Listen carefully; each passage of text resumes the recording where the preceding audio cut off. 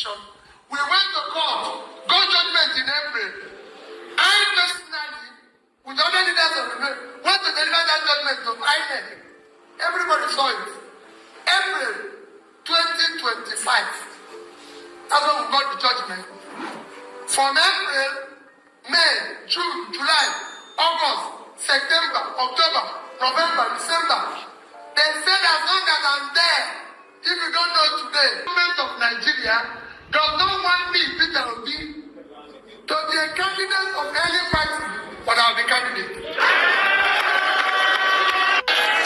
Peter Obi made this comment during his visit to Akwa Ibom State, where he formally inducted the Obedient Movement into the African Democratic Congress (ADC).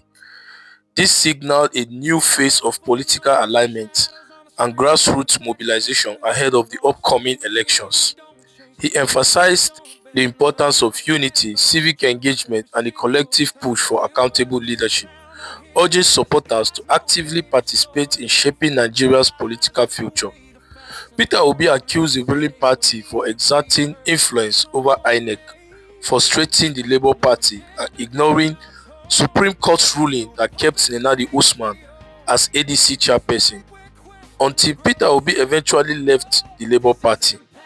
This sequence of events is not new to Nigerians, and it exposes how political interference can undermine electoral processes, raising serious questions about the independence and impartiality of Nigeria's election management. It is no longer a secret that Peter Obi has emerged as a major political threat in Nigeria's evolving political landscape. The Obedient Movement, born out of genuine passion and grassroots energy, reflects the widespread desire for accountable leadership and active civil engagement, especially from the youth. This movement has gained momentum, particularly after frustrations within the Labour Party, where INEC ignored the Supreme Court's ruling. Obi's eventual departure from the Labour Party further underscored his independence and the rising prominence of his movement, positioning him as a central figure capable of reshaping opposition politics in Nigeria. Peter Obi is now emerging as a major contender for the presidential ticket of the African Democratic Congress (ADC) ahead of the upcoming elections. His growing influence, driven by passionate and grassroots-powered Obedient Movement, has positioned him as a formidable force within opposition politics in Nigeria. With a strong base of supporters demanding accountability and reform, Obi's potential bid under the ADC platform signals a possible alignment. Please, before we continue, I want to make a passionate appeal regarding this YouTube analytics. 96% of people who view this channel are not subscribed to this channel, only 3.7%. Please, when you subscribe, like or share this content, it helps you to push this news or content to other people. Please help Impact Media to grow. Thank you. There are mounting and increasingly vocal accusations that President Bola Ahmed Tinubu and the ruling establishment are weaponizing state institutions to suffocate the opposition. Critics argue that agencies meant to stand above politics, like the electoral bodies, security services, and the regulatory institutions, are being pulled into partisan battles, tilting the playing field against rival political platforms such as the Labour Party and the African Democratic Congress. Whether proven or not, the perception alone is explosive. Democracy does not die in a single dramatic moment. It erodes quietly when institutions lose their credibility and neutrality, when courts are questioned, when electoral decisions appear selective, when opposition figures feel targeted rather than challenged at the ballot box. The foundation of democratic trust begins to crack. If citizens begin to believe that outcomes are predetermined, that agencies serve power instead of constitution, voter apathy will grow.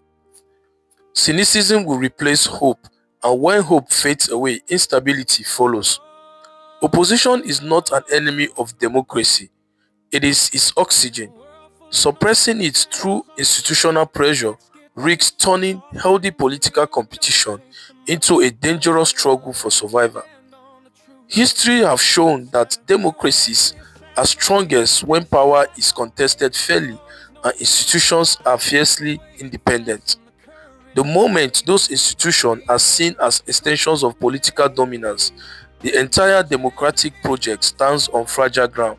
Peter Obi also spoke about the need to ensure that every vote counts and that ringing must be prevented. It was not a casual remark, it was a warning bell. It is the language of urgency from him, the language of a democracy standing at a crossroads. The vote is the last line of defense between the people and political domination. It is the one moment when power truly shifts from the elite to the ordinary citizen.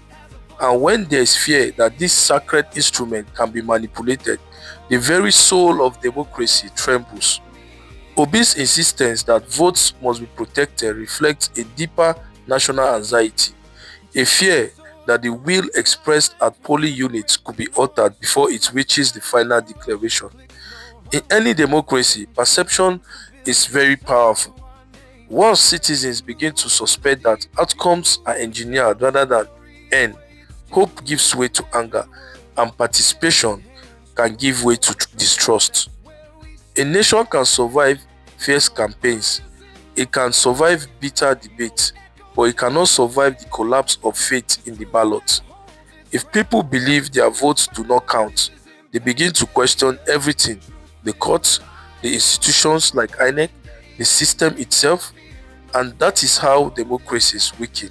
Peter Obi appears determined, unwavering in his resolve to challenge what he and his supporters describe as electoral irregularities that marred previous elections, particularly the 2023 general elections. Central to the controversy was the failure of the IREF portal to transmit results in real time as many voters had expected, a development that sparked widespread debate, legal battles, and lingering public distrust. For Obi and the obedient movement, the issue goes beyond a single election cycle. It represents a deeper struggle over transparency, technological credibility, and the integrity of the ballot. The promise of electronic transmission has raised hope of new era, one where manipulation will be harder, where polling unit results will speak directly to the nation without interference. When that expectation collided with technical failures and disputed explanations, it left a scar on public confidence. Obi's stance signaled that he is not willing to let that chapter close quietly. His determination reflects a broader sentiment among many Nigerians who believe that democracy must evolve beyond suspicion. In their view, challenging alleged irregularity is not rebellion, it is a defense of democratic accountability. In any democracy, elections are not merely events, they are tests of trust. And once trust is shaken, leaders who choose to confront the system rather than accommodate it inevitably reshape the political landscape. And for Peter Obi, this is what he wants to achieve at the end of the day.